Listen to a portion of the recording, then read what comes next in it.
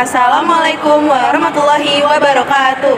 Kami dari kelompok 15 ingin mempresentasikan materi tentang tata kelola sektor publik di Indonesia untuk memenuhi tugas ekonomi korupsi dengan dosen pengampu Bapak Zuhairan Yunan, SE, MSc, PhD. Dengan saya, Nakisila Wasafila dengan 3 NIM akhir 138 dan rekan Saya Nadia Syafira dengan 3 digit NIM terakhir 137. Selamat menyaksikan. Baik, selanjutnya yaitu ini adalah bagian pendahuluan terkait dengan tata kelola sektor publik di Indonesia. Tata kelola sektor publik yang baik itu merupakan kunci menciptakan pemerintahan yang efektif, efisien, dan juga bebas korupsi.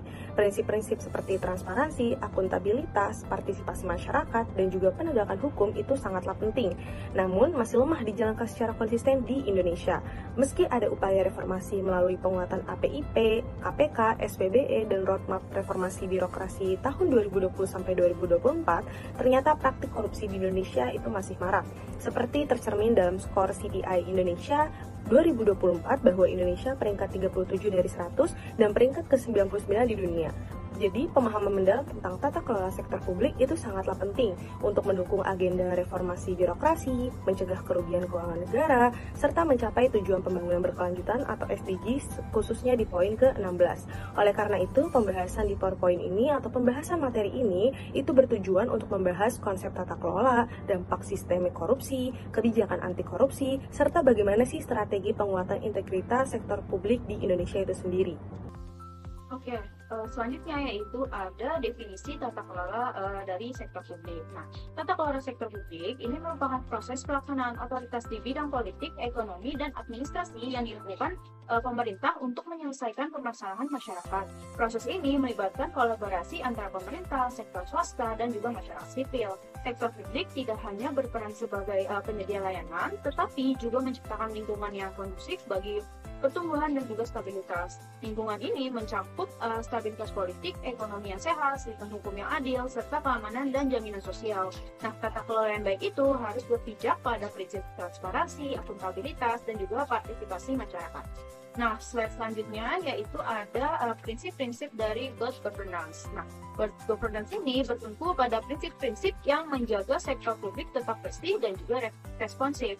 Akuntabilitas menuntut pejabat publik bertanggung jawab atas tindakan mereka dan menjelaskan hasil kinerja kepada masyarakat. Transparansi menjamin keterbukaan informasi agar publik bisa mengawasi proses pemerintahan. Nah, partisipasi publik memungkinkan masyarakat ikut serta dalam pengambilan keputusan, baik langsung maupun melalui wakilnya. Adapun yang terakhir yaitu supremasi hukum menekankan bahwa semua pihak termasuk pemerintah tunduk pada hukum. Keempat, prinsip ini penting untuk membangun kepercayaan dan juga mencegah penyalahgunaan kekuasaan dari pemerintah pusat.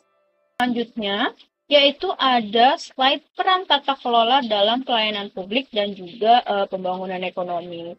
Nah, tata kelola yang baik itu merupakan salah satu kunci keberhasilan pelayanan publik dan juga pembangunan ekonomi yang merata. Tanpa tata kelola yang transparan dan akuntabel, kebijakan publik bisa melenceng dari kebutuhan rakyat.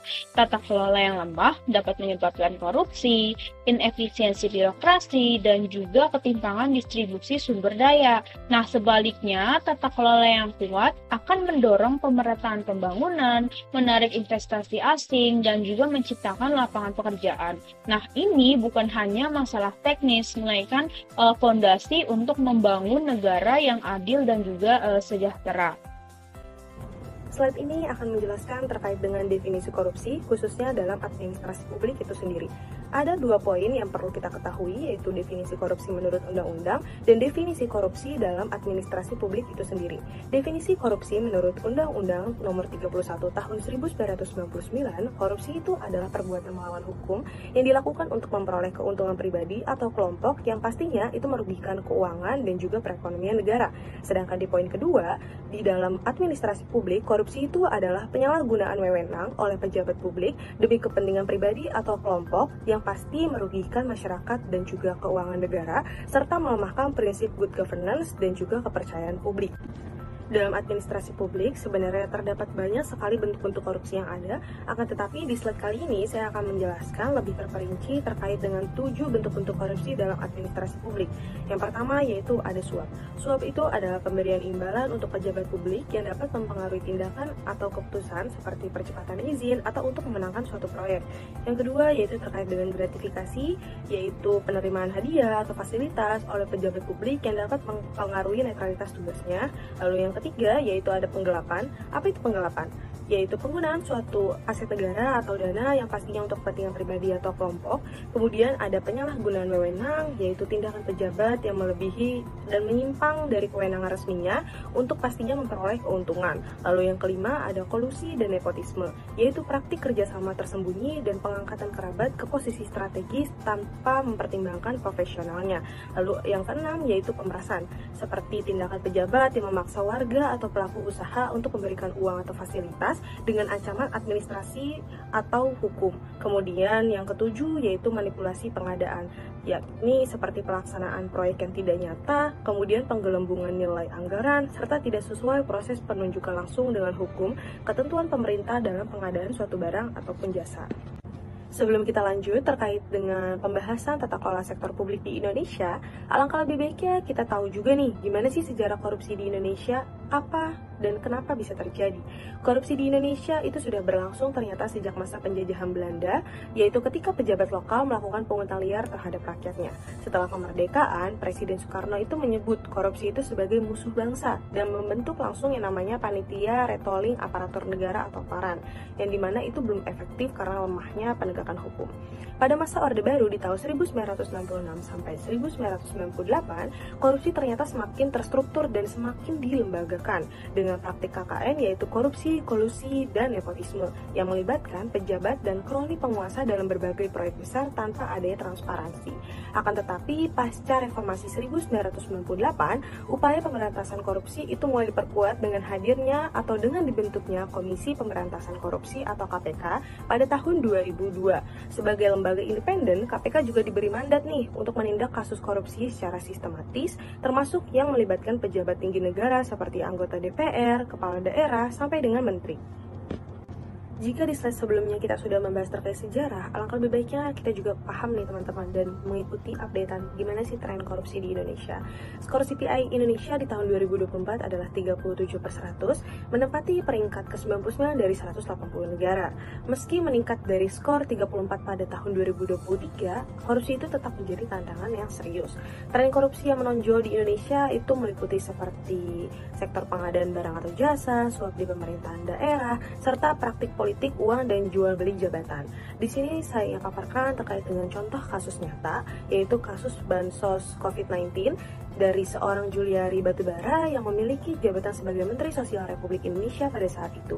Beliau dinyatakan bersalah oleh pengadilan atas penerimaan suap dari pihak penyedia jasa bansos untuk penanganan pandemi. Ia memperoleh komisi senilai 10.000 untuk setiap paket bantuan sosial yang disalurkan melalui para mitra penyedia.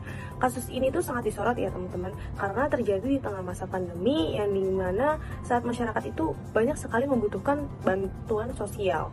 Kemudian kasus-kasus lainnya yaitu seperti kasus seorang gubernur Papua yakni Lukas NMB, lalu kasus pengadaan BTS Kominfo yang dimana kasus ini melibatkan seorang menteri di komunikasi dan informatika saat itu yaitu Johnny Plet, serta banyak berbagai kasus-kasus lainnya yang tren di Indonesia pada saat itu dan pada saat ini. Selanjutnya yaitu ada tantangan birokrasi dan juga pemberantasan korupsi di Indonesia. Di sini terdapat tantangan birokrasi, yaitu ada ketidakmampuan internal untuk bebenah, intervensi politik mengganggu pelayanan publik, dan juga rendahnya kepercayaan masyarakat terhadap kebijakan. Nah, birokrasi di Indonesia menghadapi tantangan internal seperti budaya kerja yang tidak produktif, minim inovasi, dan ketergantungan pada atasan. Nah, intervensi politik juga mengganggu pelayanan publik karena kebijakan lebih sering mengikuti kepentingan elit daripada kebutuhan rakyat. Kepercayaan masyarakat rendah karena birokrasi dianggap tidak akuntabel. Nah, adapun upaya dan juga tantangan, di sini ada KPK sebagai lembaga independen anti korupsi yang juga mendapatkan hambatan, yaitu korupsi yang terorganisir, budaya permisif, lemahnya hukum dan manajemen, dan adapun solusinya yaitu masyarakat berpartisipasi aktif sebagai pengawasan. Nah, sebagai lembaga anti korupsi, KPK menghadapi tantangan berat termasuk korupsi yang terorganisir dan juga lemahnya sistem hukum. Solusinya yaitu dengan meningkatkan partisipasi publik dan membangun budaya integritas di semua lapisan pemerintah. Selanjutnya, slide ini akan menjelaskan terkait dengan peraturan perundang-undangan terkait korupsi.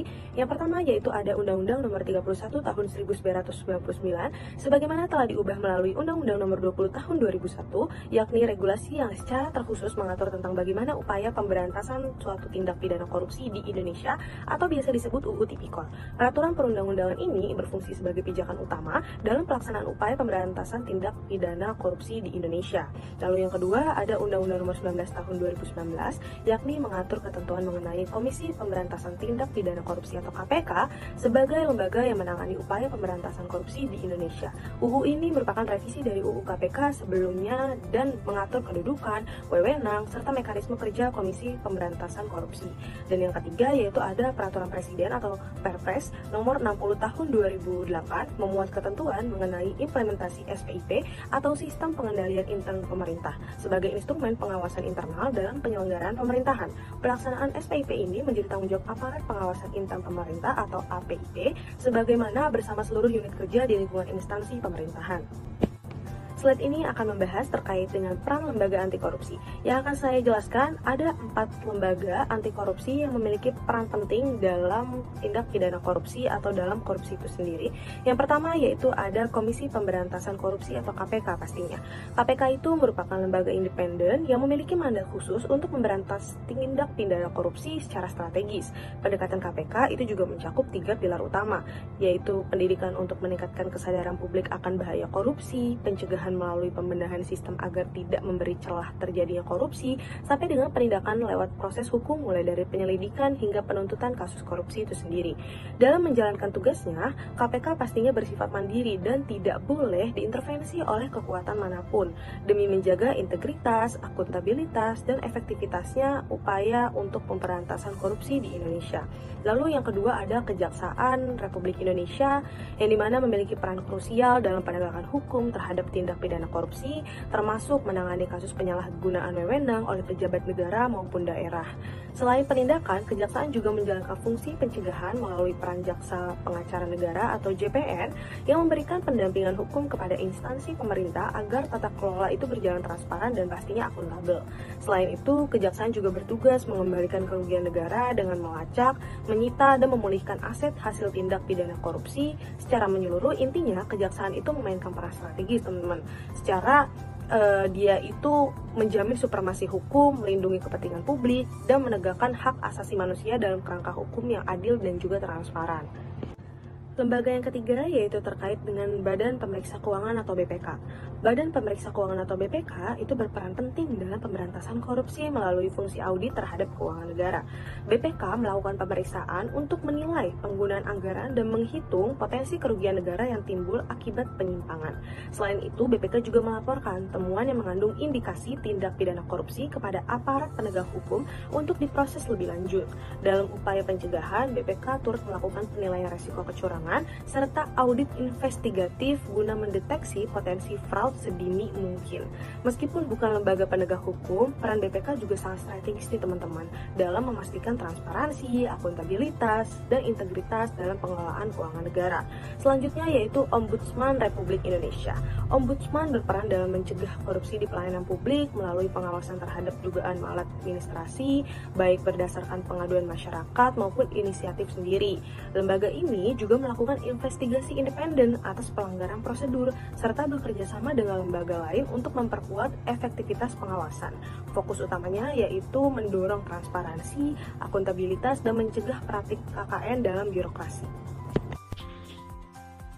Selanjutnya yaitu ada implementasi kebijakan dan tantangan dalam pemberantasan korupsi. Nah, di sini terdapat tujuan dan regulasi dan juga hambatan pelaksanaan. Untuk tujuan regulasi, kebijakan anti korupsi bertujuan untuk menjaga integritas lembaga, mencegah penyimpangan, dan juga menciptakan birokrasi yang bersih. Kebijakan anti korupsi didukung oleh regulasi seperti UU KKN dan UU Tipikor. Namun, implementasinya masih menghadapi 4 hambatan besar. Yang pertama yaitu hambatan struktural, di mana birokrasi masih kaku dan juga lambat. Kedua, hambatan kultural seperti budaya permisif dan enggan melapor. Ketiga, hambatan instrumental yaitu berupa celah hukum dan tumpang tindih aturan. Dan yang terakhir yaitu hambatan manajerial yaitu lemahnya pengawasan internet dan juga etika kerja. Nah, untuk mengatasi semua ini dibutuhkan komitmen jangka panjang dan juga kolaborasi antara semua pihak, antara pemerintah, penegak hukum, masyarakat, dan juga media.